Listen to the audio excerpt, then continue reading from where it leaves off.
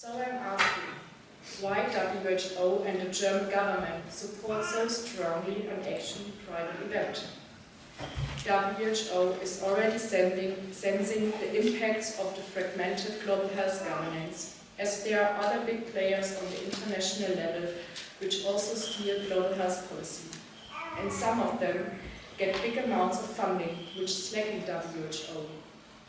And instead of fighting for higher assessed contributions or less earmarked voluntary contributions, WHO now starts its own investment round by apparently counting on private donors.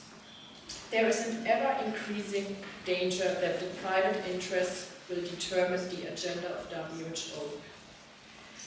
Coming back to the World Health Summit, I have the same question marks regarding the German federal government. Our government is increasingly supporting and upgrading the summit. Did you count the panels and the workshops and the labs which the German government is hosting? There are so many, and 3 out of 16 members of the German cabinet have been already at the summit or will be coming. Karl Lauterbach, Federal Minister of Health. Svenja Schulze, Federal Minister of Economic Cooperation and Development. And even Olaf Scholz, Federal Chancellor of Germany. In this way, the German government contributes to a questionable global health governance. Having the statement of public eye on Berlin of 2009 in my mind, and seeing all the sponsoring partners of World Health Summit, such as Bill and Melinda Gates Foundation, Bayer, Google Health, or Pfizer, I'm asking myself if all those actors really want to achieve a healthier future and well-being for all, or whether economic interests are in focus. Therefore, it would be interesting to analyze whether debates at the World Health Summit have been making a sustainable, positive contribution in global health and in SDG 3. In my opinion, there is also paid too little attention to the different roles, interests and mandates in those involved in the World Health Summit and in global health policy.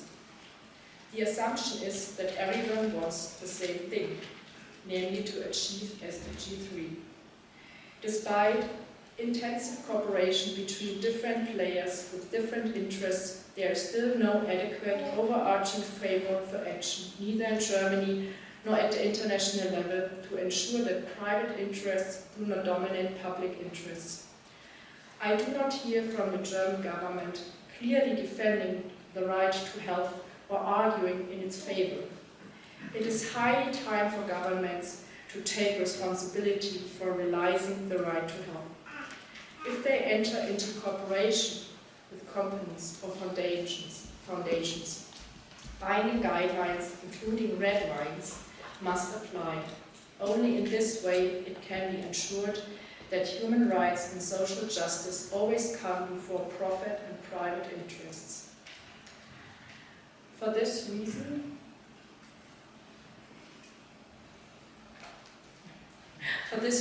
it is important that civil society and the German platform of global health put clearly at their fingers on the weak spots of global health governance and multi-stakeholder partnerships.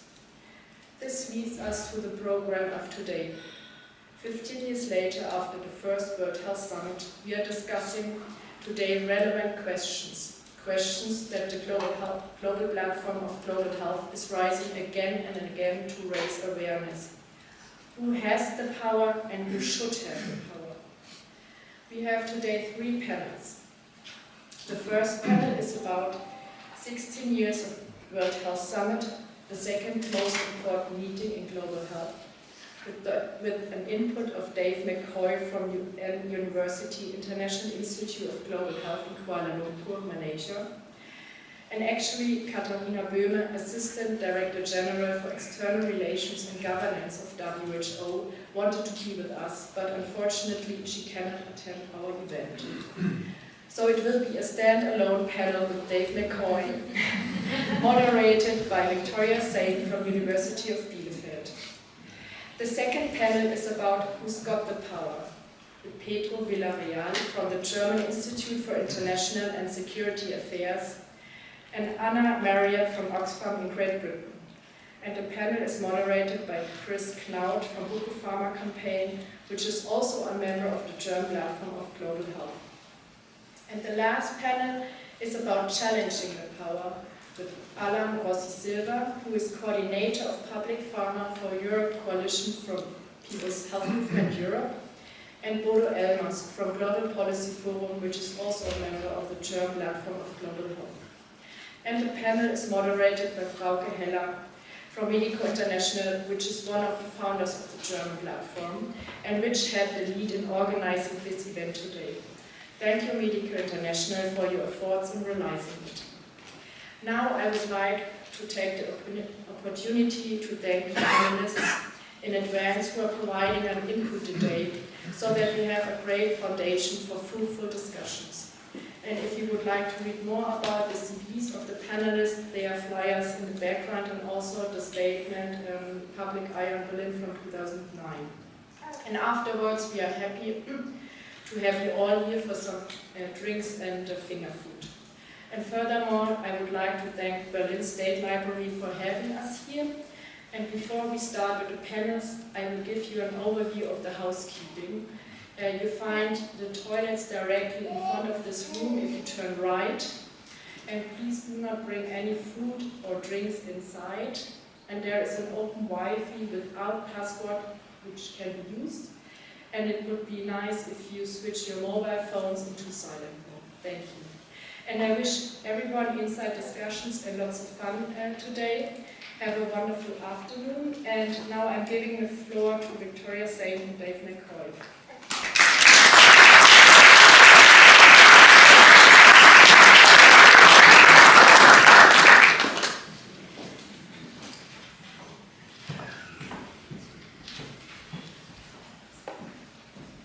Awesome.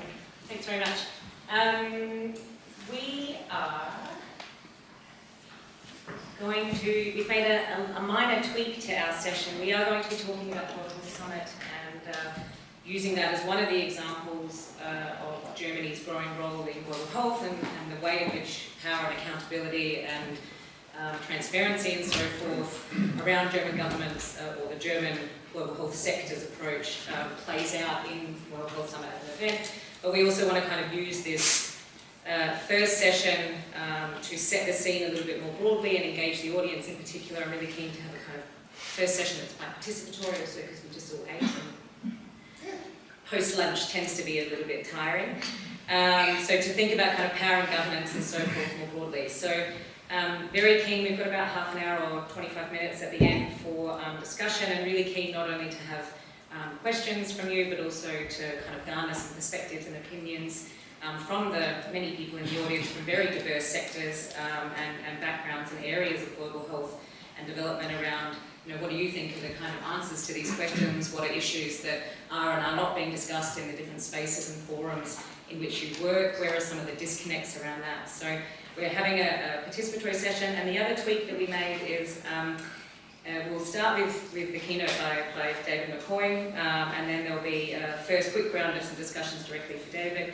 And then one of my students at doing her Master of Public Health at Bielefeld University, where I teach, is being very courageous, Maria Galen. She's about to submit, in a week or two, is about to submit her master thesis, and we've been doing, I'm her supervisor, we've been doing some work analysing representation at the World Health Summit as an event. So she has sat there for many months and coded every program book from the last 10 years and plugged in all that data around where are the speakers from, what gender are they, which sector do they work in, and she's going to be showing a couple of key highlights, just a few little highlights out of that. And that's another impulse that we'll be having during this session. So just quickly to set the scene, building on what was already said in the opening notes, I think one of the things, I just wanted to highlight a few things to set the scene. The first is the global health governance space is undergoing massive changes. A lot of the infrastructure and kind of structures of this space was set up in the post-World War II period, but particularly, and have been evolving, but particularly in the last 10 to 15 years, we've seen a really big acceleration of how dynamic that space is and how many changes and things are at force and at play in that. Some of these developments have been really positive. I mean, Ted Ross, the first DG of WHO from the African region, shifting power with new regional power centres like South Africa or Indonesia, Brazil, but also others like Saudi Arabia and Turkey, where there's certain conflicts that are starting to come at play that make people in certain sectors of global health or certain parts of the global health agenda concerned. And all of this also against a broader background of populism, nationalism, growing lack of trust, breakdowns in the sense of true solidarity and the disconnect we have between what we say we do in global health and the principles and values that we operate under and what we actually do in practice when we look at that. The second, as one part of that, is also these mechanisms of accountability. So we talk about transparency and accountability, but many of those mechanisms that have been set up and working for the last 20 or 30 years are starting to fail or are being deliberately circumvented and undermined. And we really saw that during the COVID pandemic, this complete kind of circulation around some of the treaty and agreements and commitments we had to protect national interest and national populations over the global solidarity and global good. And then you've got new ones, of course, that are being introduced and tested, including ones in a more multi-sectoral kind of scope. The third is there just are more players in the global health landscape. There's a huge diversification of who's in this space. They come from a range of different sectors: health, economics, agriculture, environment, trade. Positively, this reflects our growing kind of understanding and appreciation of the interconnectedness of things, the intersectorality and multisectorality of these issues, the growing complexity, these wicked problems that we have in global health.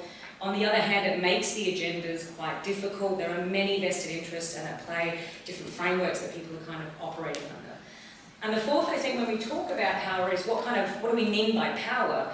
And I think, there are different types of power, and these types of power are powerful and more and less powerful in different ways and contexts and for different agendas and different spaces. So economic, structural, institutional power, we often think about these, but the moral and discursive power, the epistemological power of who's an expert, whose voice gets heard. And I think against the background of neoliberalism and globalisation, we're seeing lots of shifts that are very positive, a growing recognition of issues around decolonisation, diversity, equity and inclusion. But on the other hand, a lot of this is very performative.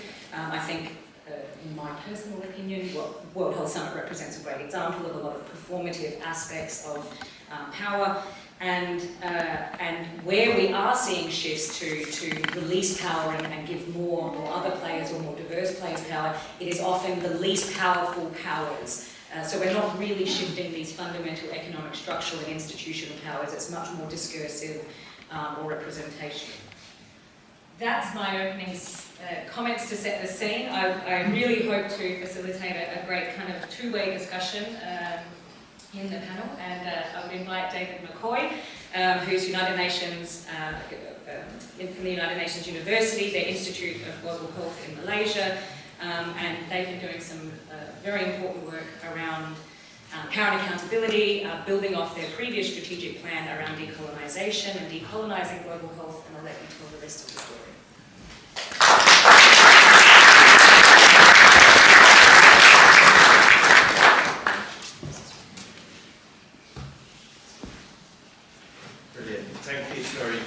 To set the scene, and thank you for this invitation to speak at this meeting, this conference. It's really great to be back in Berlin. I haven't been here for several years now, but nice to see old friends and old comrades.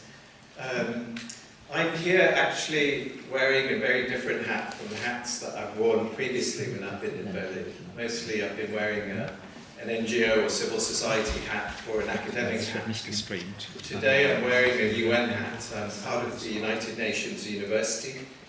UNU is a formal UN body, but unlike many other UN agencies, we're not governed by member states. We're governed by an academic council, because we were set up as a UN body that was expected to act as an independent academic institution within the UN system. So we're sometimes described as a think tank or a research institute. The name UN University is a bit of a misnomer. We're not a university. We don't have teaching programs like most universities do. but that name was given to label us as an institute which has an academic function within the UN system. We're headquartered in Tokyo, but the UNU is made up of 14 different institutes based in different countries around the world. And each of these different institutes has a different focus area. The one that I belong to, the International Institute for Global Health, is obviously focused on global health, and we're based in Kuala Lumpur. We were set up by the Malaysian government, or rather, I should say we were set up by the UN with the support of the Malaysian government. So they bid to host the institute. We're about 14 years old, so we're not very old. And in bidding to host the institute in Kuala Lumpur, the Malaysian government agreed to put forward a 50-year endowment to provide core funding for 50 years. And I say this because it's important, because this means we have a degree of financial independence, and it allows us to do research and provide a core program of work that is not donor-driven or donor-dependent. And so it's with that in mind that we developed and published a new 5-year strategy at the beginning of this year. And the overarching mission of this strategy is to reduce health inequalities, global health inequalities. And the strategy consists of 4 programs of work. One is around the issue of gender and and gender power structures and gender inequities within the healthcare system, in particular within the health workforce of health systems. That's an old work program that began about 4 or 5 years ago, which we're continuing. The second is a program on digital health governance. The third is a new program looking at climate justice and health. And then the 4th program is a program of work on power and accountability in global health. And I'm currently heading up the Power and Accountability Work Program. And it's power and accountability in the global health system, looking at the way power operates and the way accountability systems operate or don't operate in the global health system. And that's what I want to talk about and try and link that to the World Health Summit and link it to the, to the theme of this conference or of this meeting. So that's just the background. When I talk about the global health system, I think you know what I mean by that. I'm talking about the actors, the structures, the systems, the institutions, the narratives, as you quite rightly mentioned, the ideas and the narratives that are all part of what we call the global health system or the global health complex. But Tori, you mentioned global health governance a few times in your opening remarks. And that's something that we've been thinking very hard about because, as I mentioned earlier, we're not an NGO, we are a think tank within the UN system, so everything we do has to be kind of based on, I suppose, a clear and rigorous analysis of what these issues are that we are tackling.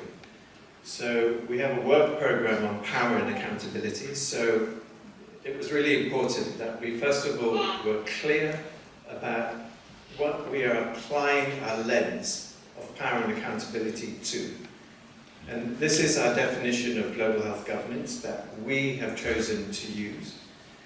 We're really talking about the formal and informal structures, systems, and institutions through which actors, firstly, make decisions about global health standards, policies, and priorities. It's about the decision-making processes and structures. It's also about the way in which these actors finance, organize, and implement global health initiatives, programs, and plans.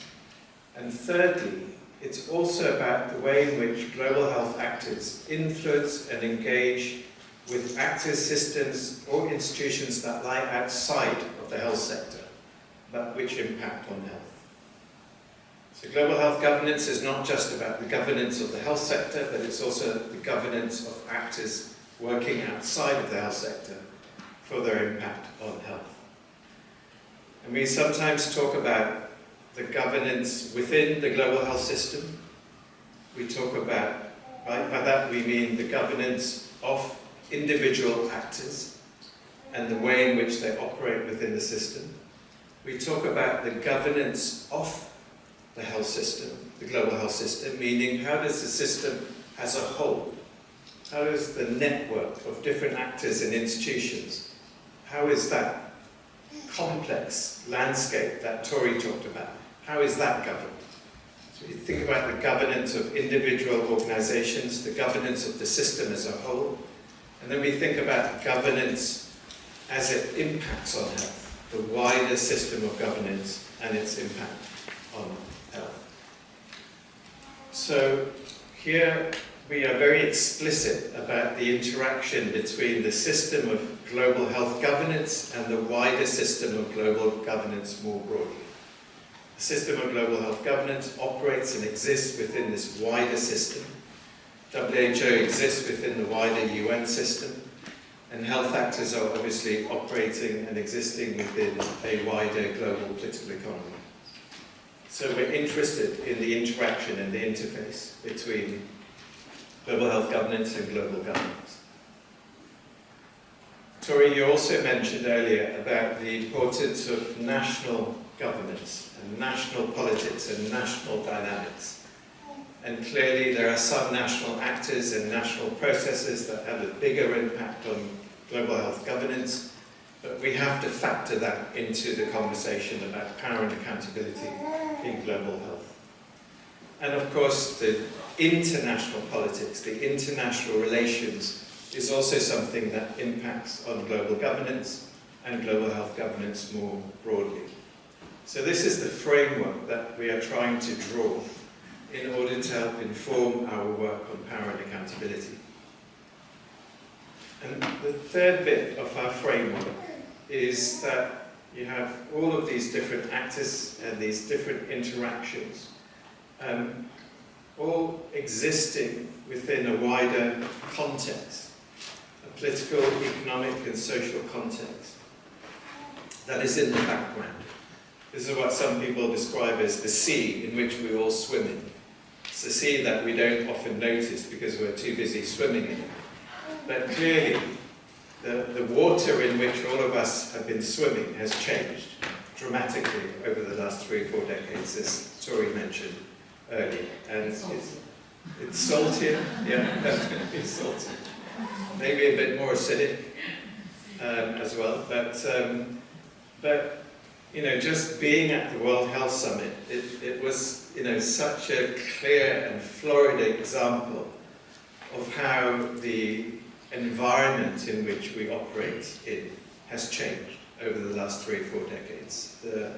The assumptions, the narratives, the acceptance of certain ideas and beliefs, very different from what you would have seen and experienced at a World Health meeting or a global health meeting 4 decades ago, 5 decades ago. And I think for particularly younger people working in this field of global health, that's an incredibly important point to make. That we've seen this big shift in ideology and in the nature of the sea in which we are swimming. The dominance of neoliberal ideas, beliefs and assumptions is so institutionalized, not just in the systems of global health governance, but also at the national level in universities and even in the NGO and civil society sectors. It's worth also remembering that, you know, the term global health governance is relatively new, but we're still dealing with issues that were being discussed and talked about decades ago. If you think about the Alma-Ata Declaration of 1978 and the battle that occurred, you know, almost immediately after it was declared, between that more comprehensive vision of health with the selective primary healthcare vision that emerged with the support of the Rockefeller Foundation and others, you'll see that, you know, we're still having the same discussions as we had in the late 1970s and early 1980s. We're talking still about power dynamics within global health, and the issues about donor-led, donor-driven programs. It's still an issue that we talk about under the rubric of global health governance. And of course, many of the issues that we're talking about when it comes to power and accountability were also raised, I think, very powerfully and very eloquently in 2008 with the Commission on the Social Determinants of Health. And I've just pulled out 2 quotes from that report, which emphasises, I think, the way in which these issues about power and accountability, governance, and the politics of health are nothing new, but are really continuations of old conversations, often under slightly different titles.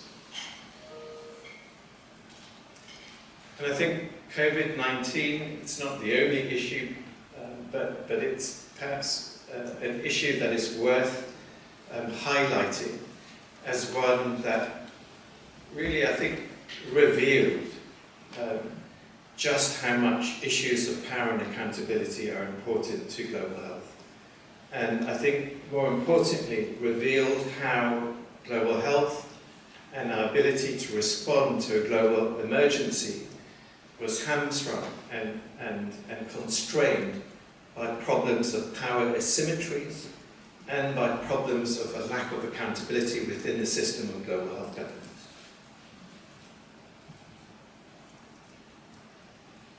I know some people talk about governance as being a neoliberal term. I don't know how many of you feel that it's a neoliberal term. I had a conversation with someone who said, don't use the word governance. It's part of neoliberalism, and it's part of this whole push towards multi-stakeholderism. I actually disagree with that point. I think governance is a neutral term, and I think it's a term that's been captured by those who are aligned to neoliberal thinking and beliefs and ideas. But I think it's a really important term that we should reclaim. But in doing so, we've got to be clear about what we mean by good governance. I think that's the issue. We talk about global health governance, but perhaps we don't do enough to define what we mean by good global health governance.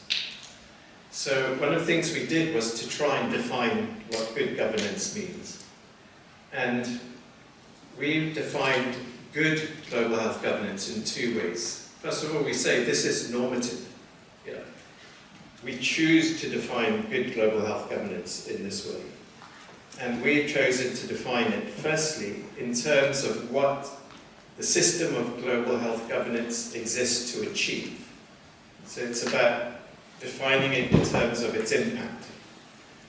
And we've defined it in terms of it being good because it improves global health efficiently, effectively, and equitably, and with and through a strong focus on reducing social health inequalities within, between, and across countries. So we can define good global health governance in terms of being effective, having this kind of impact. But the second part of the definition is more about the process of governance. But it's not enough just to look at impact, but also at the process. And we define good global health governance as good global health governance being conducted through processes and practices that are procedurally fair, that are inclusive, and perhaps the most important bit, that are consistent with democratic values.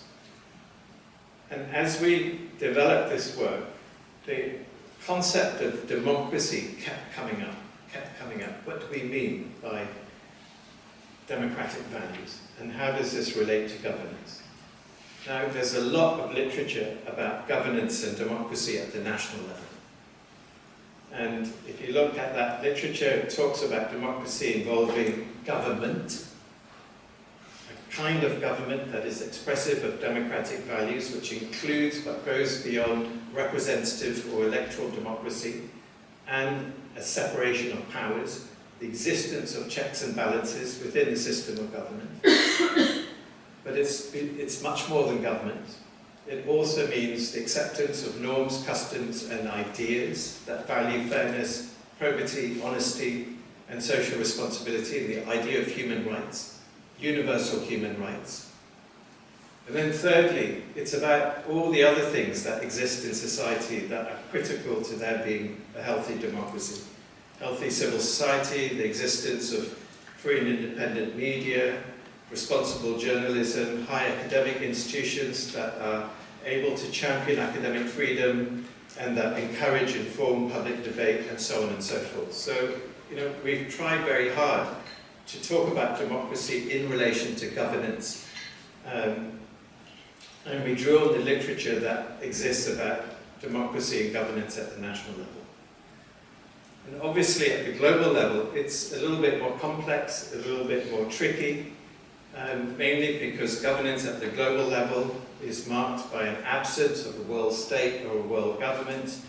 But nonetheless, we have a system of global governance, primarily or originally anchored around the UN system. Also, the establishment of the Bretton Woods institutions, which is often described as sister organizations to the UN system, set up to manage global economic governance. There's a rudimentary global judicial system, and various international treaties and agreements. So there is an architecture of global governance that exists. And so that's important to recognize and realize that there is this architecture. But of course, I think, as Tori was saying earlier, that all of this has also changed and evolved over time. International relations and geopolitics has changed the way in which the system that was set up after the Second World War has evolved. And as I mentioned earlier, the adoption and the dominance of neoliberal thinking and the neoliberal policy paradigm has also had an impact on the way governance has evolved, and in particular about the shifting of power. Globalization as well has had a big impact, so we've seen power shift from countries to global institutions, but also from public institutions to private institutions.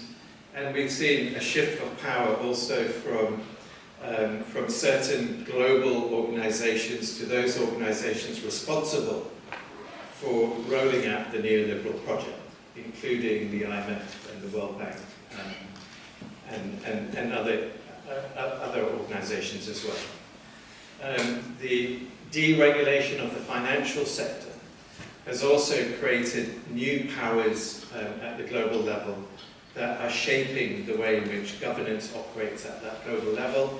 And here it's really important to also recognize that this financial system, governance of the financial system, much of that actually operates through global governance mechanisms that are not attached to even the Bretton Woods institutions or the UN system, but are entirely private in their nature. You just think about the credit ratings agencies. They're an entirely private set of organizations with an incredibly important global governance function. And then you've also got the International Accounting Standards Board, again, really important global functions, entirely run as a private institution. So we have these entirely private modes of global governance. And then, of course, the new complex multilateralism, the emergence of multi-stakeholderism, public-private partnerships, and the increasing number and type of organizations that exist at the global level. So this is global governance, the evolution of global governance, and this has also been mirrored in the system of global health itself. So I won't say too much about that. I want to just move quickly now to the concept of accountability. So if that's governance, what do we mean by accountability? And how does accountability fit in with our definition of good governance?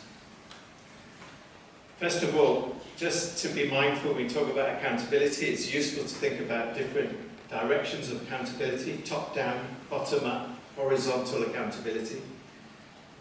Often strong accountability mechanisms exist between donors and their recipients, between the powerful and the less powerful. We are explicitly talking about social accountability and bottom-up accountability. How do we get powerful actors to be accountable to the public and to people? We also make the point that powerful actors are not always willing to be accountable. Sometimes they are, because this may be consistent with their worldview or commitment to democratic values. But in many other instances, powerful actors seek actively to evade or minimize their accountability to others. This requires there to be some kind of mandatory system for holding those actors accountable. Accountable systems that are purely voluntary are accountable systems that are often incomplete. Unless there are systems of mandatory accountability, you have incomplete systems of accountability, particularly with respect to those actors that hold power.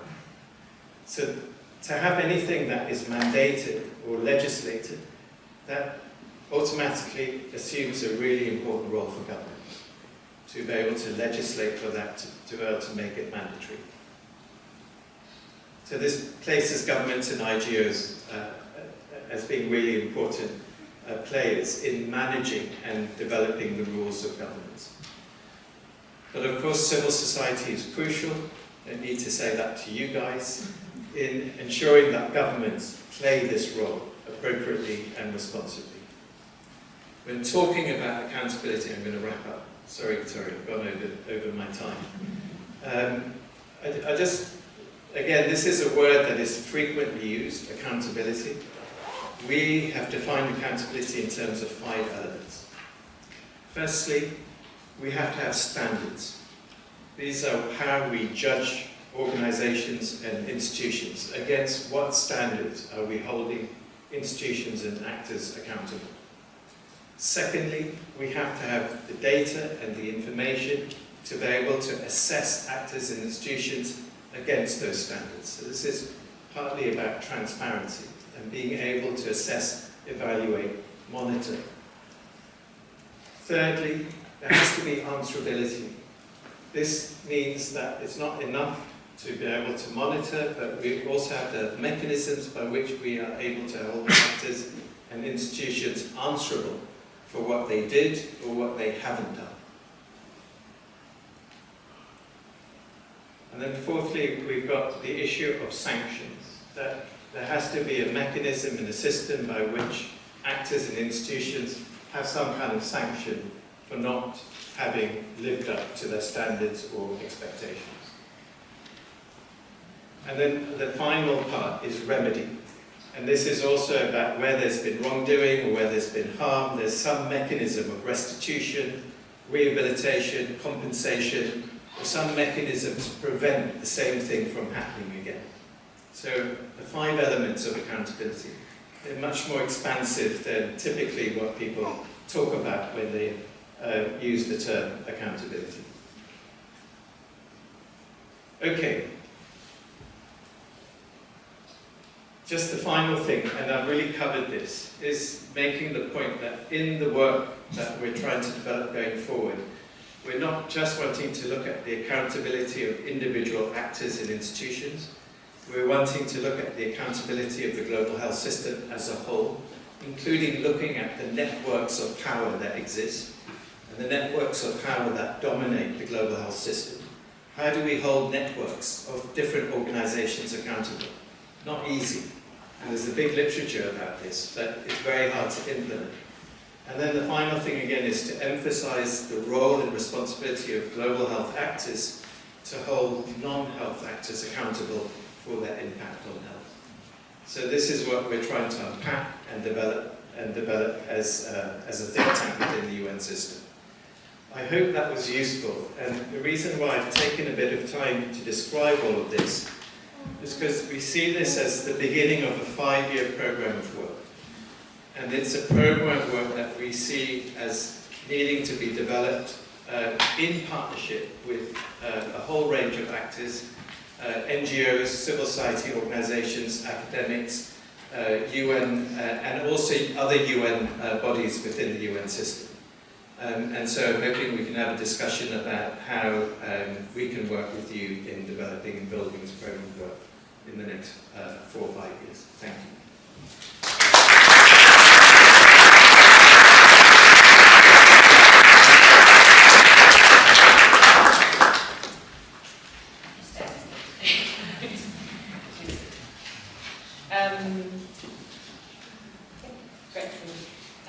Excellent. So I'm just going to take a couple of maybe direct comments or direct questions from the audience in response to Dave's presentation and the issues that he raised. Before we go to a final small impulse, who would like to break the ice? Yes. Love a courageable person with courage. Go. Thanks. Thank you, David. Wonderful presentation, and I love the way you frame accountability. And I wanted to ask you to expand a bit on the role of participation of civil society. And I know that might get us into some touchy terrain in regards to multi-stakeholderism. But to me, part of accountability is who's at the table. And so I just wanted to comment on that. So I think civil society is so important because ultimately we want powerful actors to be accountable to the public, to the people. So this is why the concept of democracy also becomes absolutely crucial. And I don't think we pay enough attention to what we mean by democracy and to the importance of reinforcing the principles of democracy. Democracy as being an alternative to autocracy, as being an alternative to plutocracy, and democracy as being much more than simply voting every 5 years. We've got to try and find ways of lifting those concepts of democracy from being a national level exercise to being something that is important and relevant at the global level. How do we do that? I don't know. It's not easy. It's really difficult. It's becoming ever more difficult with the rise of ethno-national populism and this retreat from globalization. So it's like with all of these words, globalization, multi-stakeholderism, governance, the devil's in the detail. Yeah. So I think with multi-stakeholderism, we do want a form of multi-stakeholderism, that is consistent with the principles of democracy. Yeah. And the principles of democracy include that everyone has some kind of equal political right to being able to influence and direct decision making. So if you have multi-stakeholderism that is not consistent with that, it's a bad form of multi-stakeholderism. But you can have good forms of multi-stakeholderism. And I think good governance, by our definition, is a form of governance where the responsibility for governance is spread across multiple actors. Yeah. A healthy democracy and good governance is not simply dependent on government. It's not simply dependent even on a democratic government. You've got to have other actors engaged in the running of a country, in the running of governance, both at the national and international level. Yeah, if I can add to that, I mean, I think the FENSA negotiations for the Framework Convention of the World Health Organization on sort of non-state actor engagement was a really interesting example of that, where they ended up bundling together private sector foundations, civil society and academics as if they were all kind of equal or comparable, not equal, but comparable players. And a big pushback from civil society in those negotiations around that Framework Convention to kind of say that's not we have completely different reasons for being here. Our accountability and transparency mechanisms are very, very different. Our scale of impact and power is extremely different. You can't bundle us together, but in the end, that's the outcome that we have. And I think you're seeing the way that's playing out, for example, in the pandemic treaty negotiations, which the next session will be about. Yeah, I mean, even yesterday at one of the sessions at the World Health Summit on the pandemic treaty negotiations, Priti Patnaik was one of the panelists, and she runs the Geneva Health Files, which is a non-profit organization that does reporting on things to do with global health, particularly in Geneva. And she was constantly referred to as being a representative of the media, as though her organization is similar to a corporatized media conglomerate. So I think Her office is about 2 people. I mean, like she's, you know. Yeah, so I think it's really important to make those distinctions about public interest organisations versus private organisations. Private organisations also are quite heterogeneous, so yeah, I think that's important to unpack and be much clearer about what we mean. I'll take one more question then, maybe. Yes, please. Oh, thanks, Andres. Yes, thanks so much. Just one. But Yes, I'll you do only myself. have one. Fair enough. I'll do the rules. And, but following up on David's question on actors, so you had one slide and it caught my attention referring to non-health actors. So when we're focusing on global health governance, so how do you draw these conceptual lines in saying, yes, we have different actors, right, but we also have those actors that are not necessarily at the core of the global health actors. What's then the rationale for? Well, I guess the Ministry of Finance in every country is so important to health. And, you know, health actors should be holding the Ministry of Finance accountable for the decisions they make that impact on health. So by non-health actors, I would mean at the global level, that might include the IMF, the World Bank, etc. Another issue that we are talking about frequently is the issue of tax reform, international tax reform, the need for an international tax convention to fix the problems of illicit financial flows out of the global south into the global north, but also fix the problems of inadequate public revenue and public budgets, all of which are important and necessary to have effective accountability mechanisms and effective governance. But those are discussions that are happening outside of the health sector. That ministers of health should be raising their voices much more loudly to say, you know, this is absolutely critical to fixing the problems in health. Not, I should say, waving the flag of saying, let's bring in more private finance. So, you know, that's an example of where we should be engaged in discussions with non-health actors and processes. Excellent. Okay, I'm going to switch. David's going to be on the panel with me later for a fireside chat, so I'm going to send him off the stage for a couple of minutes while we have a second impulse, and then I'll bring you back on stage. Thanks. Round of applause for you.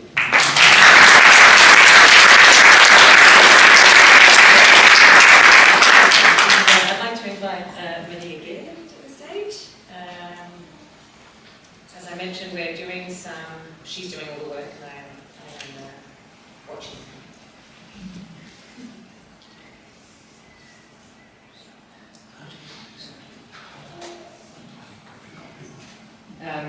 And just as a little caveat that I think links nicely between Maria's presentation and David's is she will be explaining what we've done, but she's been using all the publicly available data, so you will see the World Health Summit program book, those of you who are at World Health Summit, these books. And so she's gone through and plugged in all the data from the World Health Summit. So what is publicly available, what definitely is not publicly available is the finances and how the World Health Summit runs. And I found out this week that so you've got the program of the World Health Summit with the kind of main events and then these bigger side events, and then in addition to that there are the smaller side events which you pay for. And these are they're an hour and a half events, they're in rooms that hold 25 to 30 people, 1.5 hour, 25 to 30 people, and the slot is €35,000.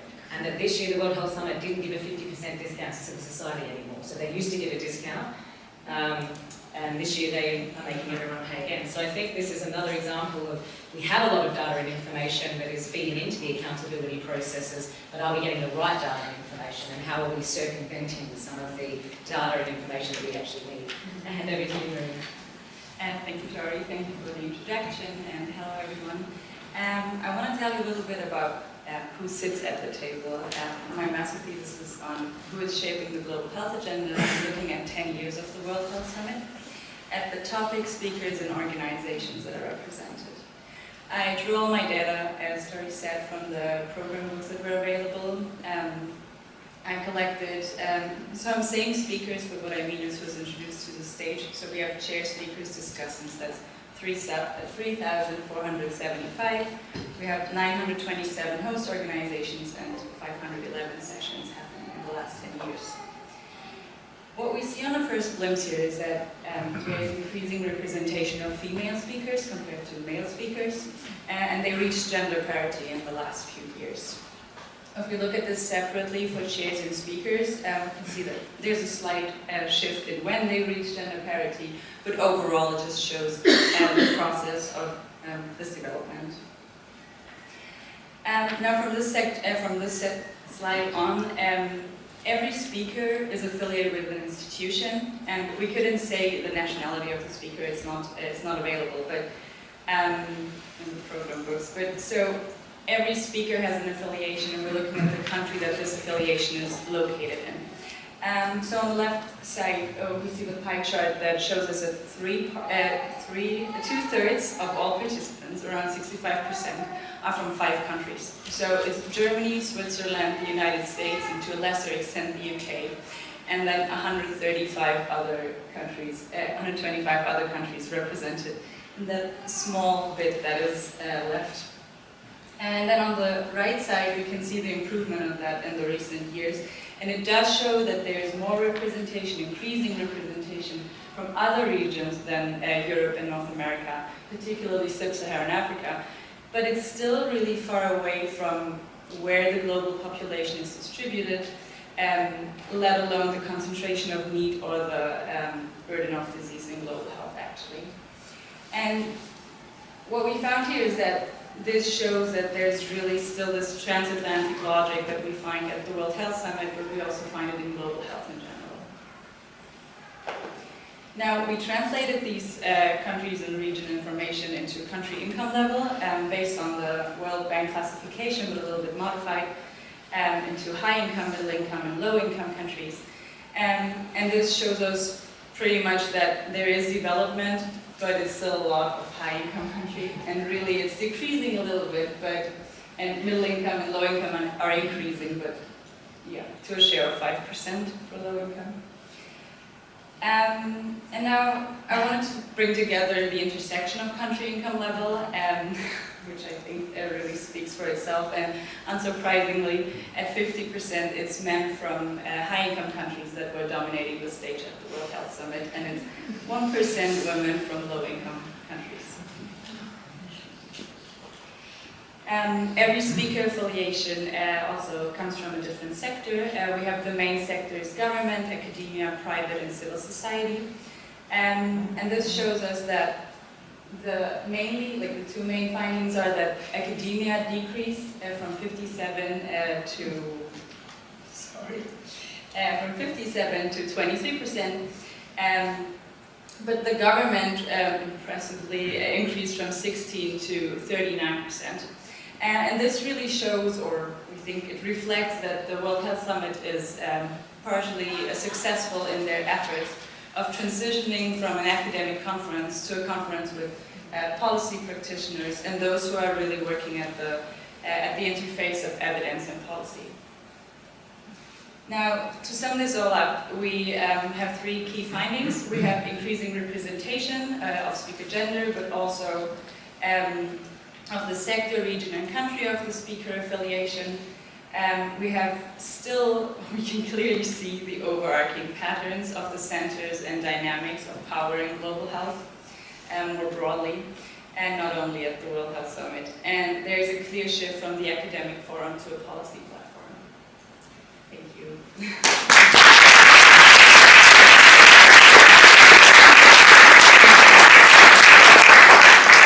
This is one of the most rewarding aspects of my job.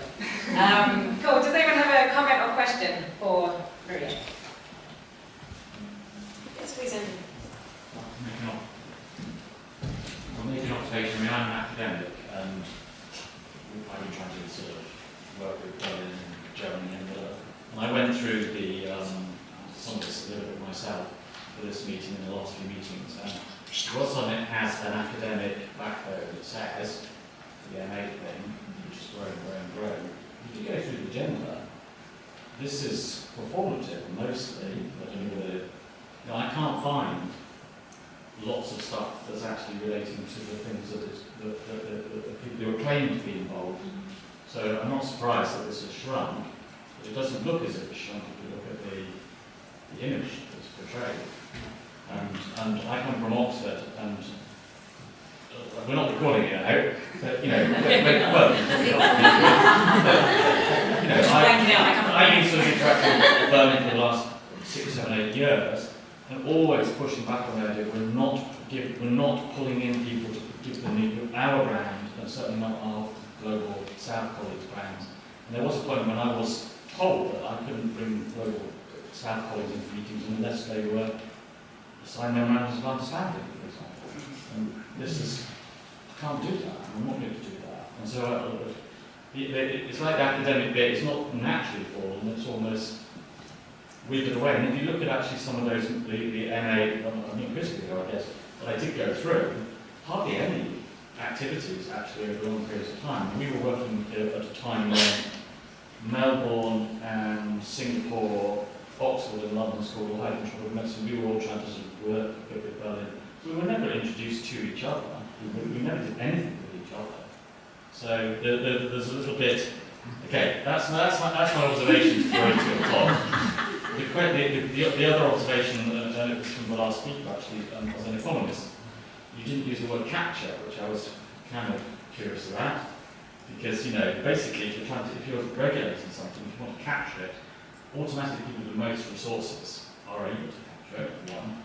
And two, if you think something will shape your space, you have quite a strong incentive to capture it actually, because it will shape your, you know, how you make profits and so on and so forth. And this makes me think of, you know, the role of the foundations and other groups. And if you want horror stories, I can give you a few horror stories later. Save it for the fireside chat. Any questions?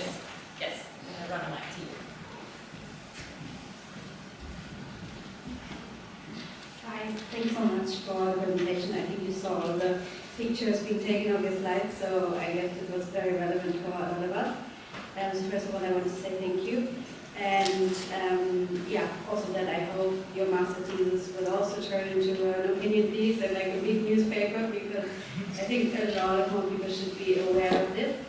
And then a small comment and a question, and the comment just that I think probably you look at all the official events at the World Health Summit, and there's so many side events, a lot of them closed doors, so I think probably even if the data was available for that, this would be even more skewed in terms of like who's actually in those side meetings that are exclusive, where the actual decision makers are sitting on a much smaller table together. And then my question to you, I mean, I have a sense maybe what your conclusion of this is, but I would like to hear. So what do you make of the World Health Summit? We are all sitting here, but a lot of us are also attending it, also need it kind of like for networking or whatever.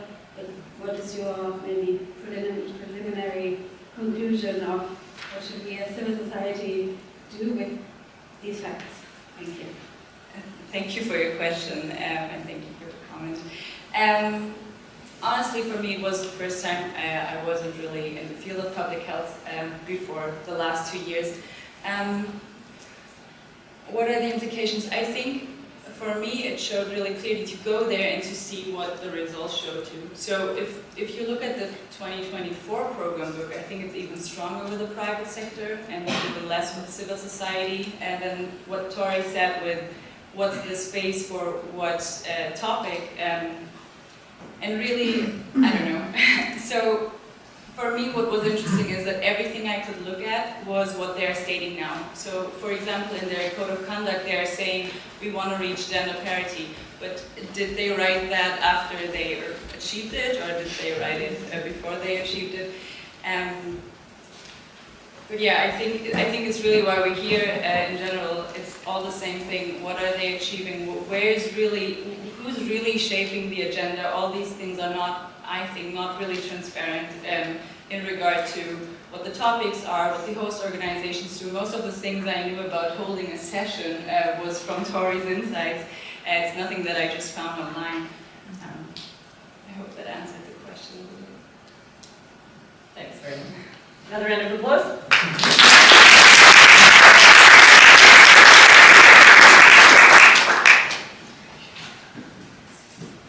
Yeah, I mean, I think your comment about the side events and that whole conversation is relevant not just to the World Health Summit. We're using that as an example to kind of unpack this, but I mean, I used to work at the World Health Organization, and what happens in the formal forums and what's happening behind closed doors is always two different stories. We have about we should have had some cellophane here. We have about 10 minutes, I think, for questions and comments. So we're running a little bit behind, but that's all right. I would just throw it out to the floor then, and comments as well as questions, very, very, very welcome. You good? Yeah, thanks.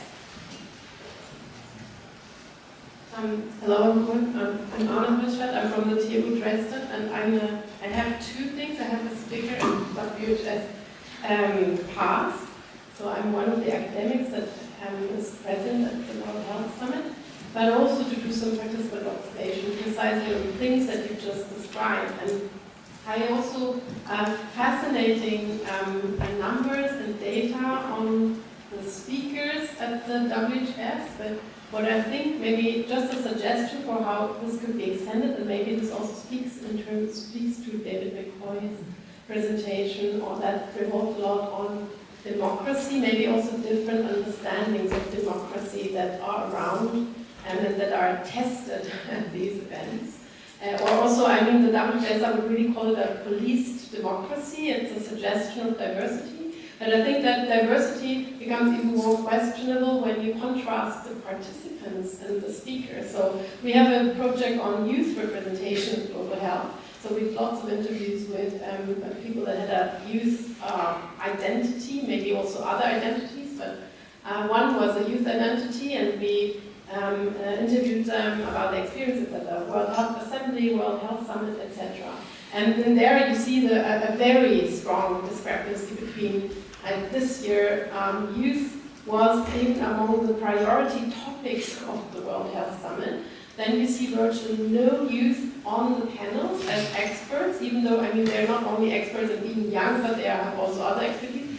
And you see plenty of youth in the youth side event, like in the participant list. So as an extension to this, you could also contrast the participants and also all the data available and the speakers, and I think you could produce some really interesting results. And my question that comes out of this is also maybe a bit to David McCoy. There are different kind of criteria we could use to say what do we see as good democratic health governance. So we have all these experiments with multi-stakeholder. There is an idea of democracy behind it, so diversity. We have the effectiveness principle, so who's really affected by global policies. We have proportionality. So we could even say, like, okay, there are how many billions youth around the world, there should be as many youth on the panels, etc. So what is your practical kind of answer to, I mean, these kind of more the procedure? So how should we lead the global health discourse, and then, of course, all the policies and rules and programs follow from that? And what to you is like the gold standard of good democratic global health governance? Thank you. Take a few questions. Yep. Other questions there? Take a few. Yes, please. Hello, thank you very much for the presentation. My name is Rosa Jan. I'm from the University of Heidelberg, and I also do research on power, different aspects of power, especially in the World Trade Organization. And one question that has come out of my research for myself is these unjust systems and social structures that lead to injustice and health inequities. They reproduce themselves constantly and are very entrenched. If anything, the social differences and power dynamics become more and more pronounced, because those with more power shape the process to get more powerful. And I was wondering what your perspective is on how that can be broken, how you can get into that process and begin with reversing it or changing it so that the structure can slowly transform into something that is more equitable from a procedural perspective. Thank you. Maybe I'll take one more then.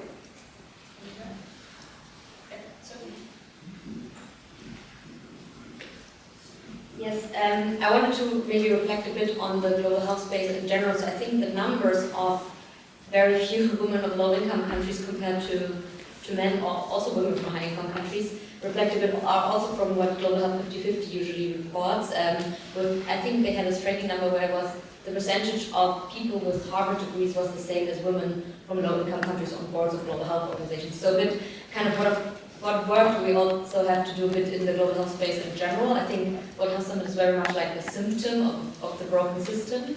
And also, it sometimes feels like so even if you have safeguards, for example, at these conferences, then industry just rents out another hotel. So, for example, this year at World Health Summit, we have a session which I find pretty cool on fossil fuel industry and health.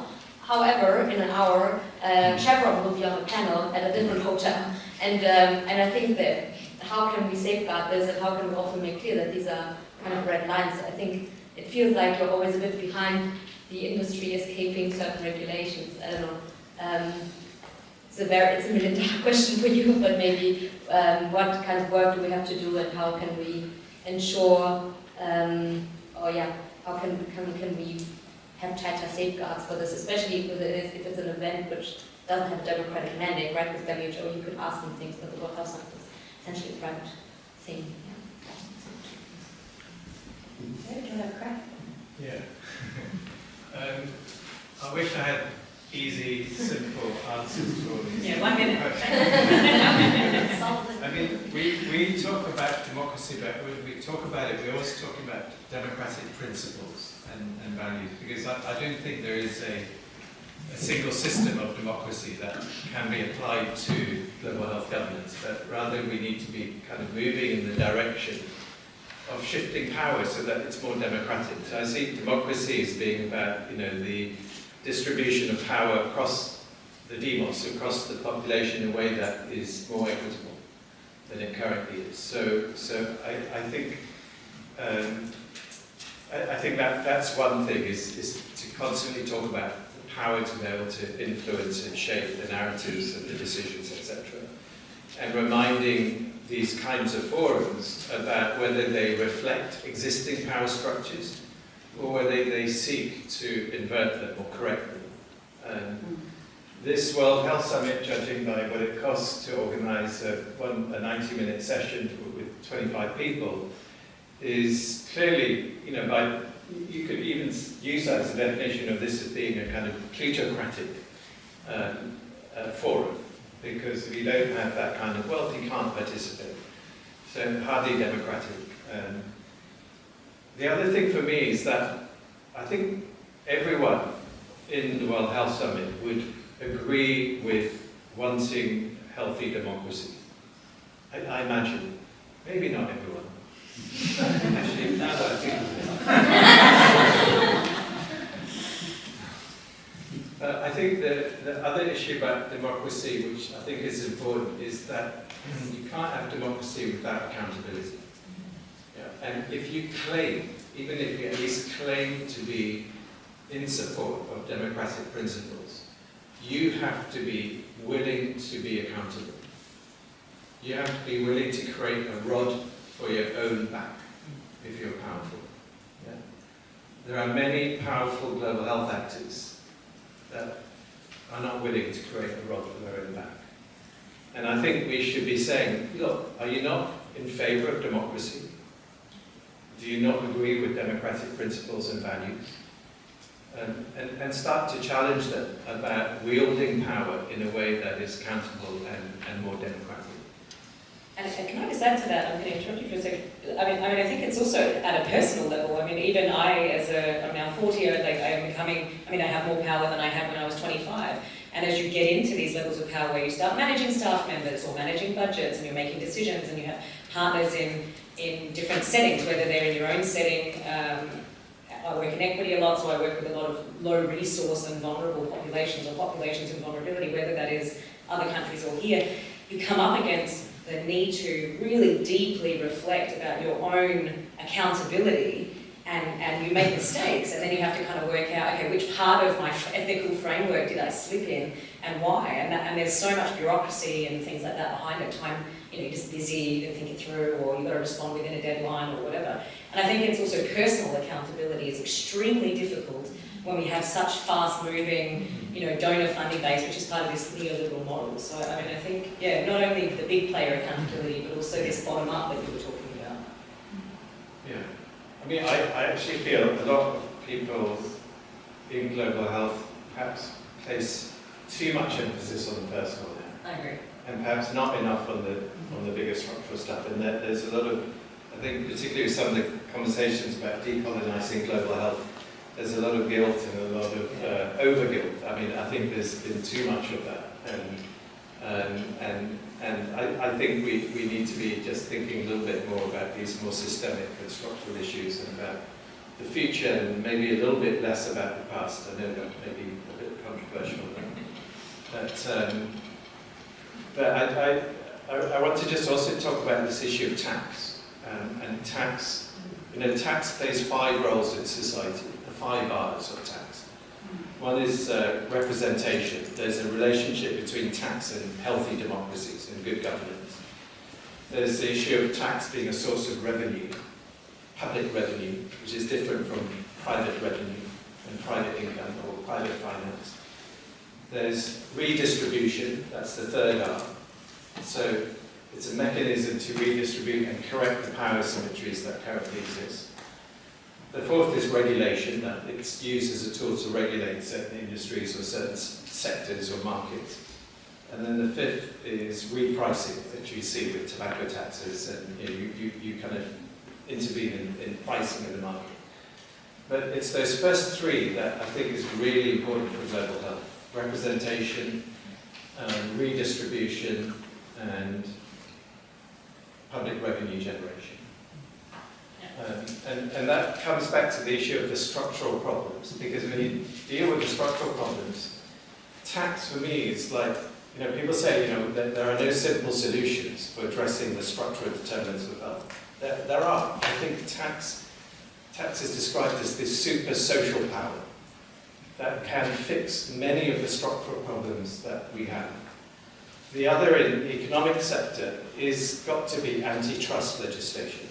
Legislation to break up the oligopolies that currently exist in every sector, which people are trying to do at the national level, but which also needs support at a global level. So I think there are different policy prescriptions that can be supported and enabled to deal with these structural power asymmetries that affect everything else. Unless we address these structural problems, we in global health are kind of confined to acting as an ambulance.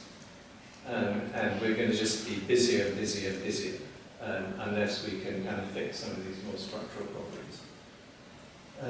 The final thing I just want to say about the term capture, thank you, I should have mentioned it, and linking to Maria's presentation,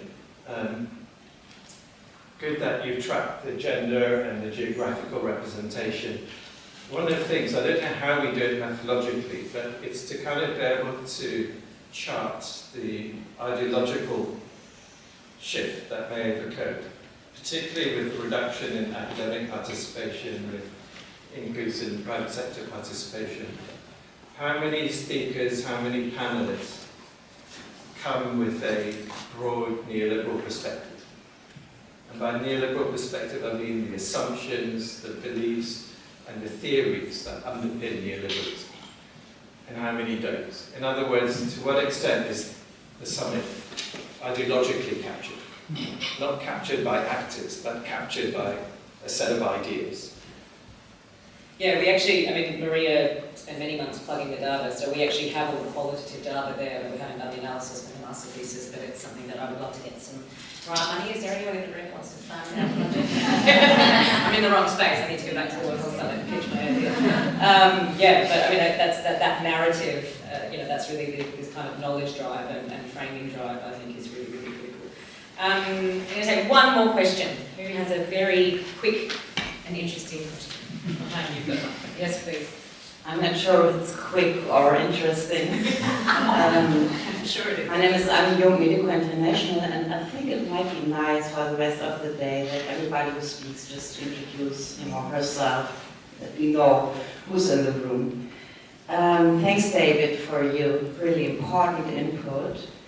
And you mentioned at one stage also the COVID-19 pandemic. And I just want to underline that at this time we had a huge alliance between governments, mainly from the Global South, civil society groups, the Pope was on board, scientists, etc. And the whole group was calling for the abolition of patents for essential medicines, especially for COVID-19, but also for the future. And we lost the fight. And I think we lost it in a very undemocratic way. Powerful states have to wait, and election promises were broken, for example, in Germany after the federal election. And I think we are in a situation where it's really difficult to mobilize for the right to health in these times, because the frustration was so great to see that we lost it, although so many groups and people all over the world were mobilized. And we also saw that governments even risked the health of people in the global north to hold on the system we have. And I was just wondering if you might have any advice for new approaches for civil society action, and maybe also in your position as a scientist and not from your perspective as an activist, to find a new starting point for a restart.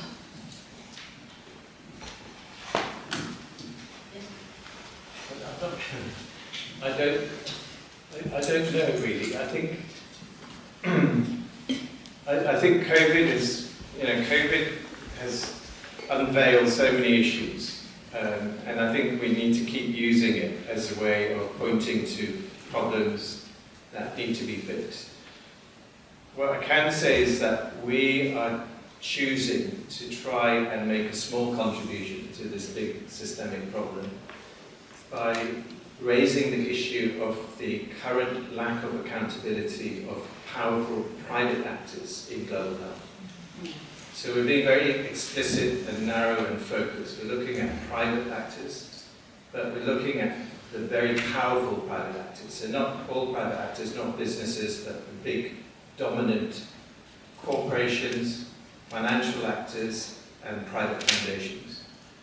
And we're choosing to do this very deliberately and explicitly for kind of academic reasons, because we see that there is a gap here, that there is a deficit in what any reasonable person would expect to be a good system of accountability. And we feel that can be the small contribution that we make as a think tank within the UN system, because this is a problem not just for global health governance, but across the system of global governance more generally. And the first thing that we want to do is really just to make it feel as though asking this question, are these actors adequately accountable? Make it feel as though it's all right to ask that question.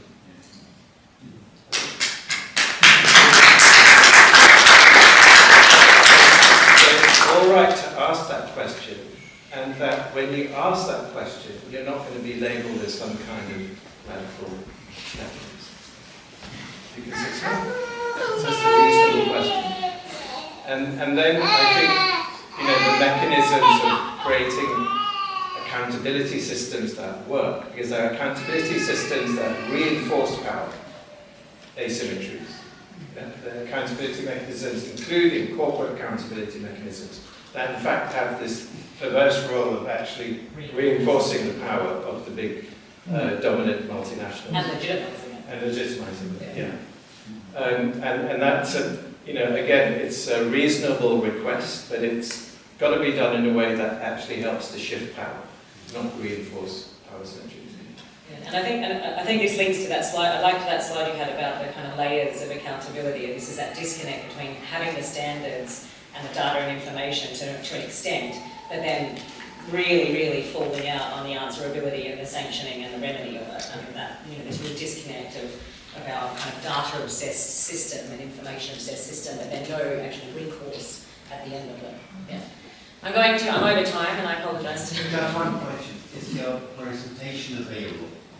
The report is available, and I can even give you a print of it if you would like.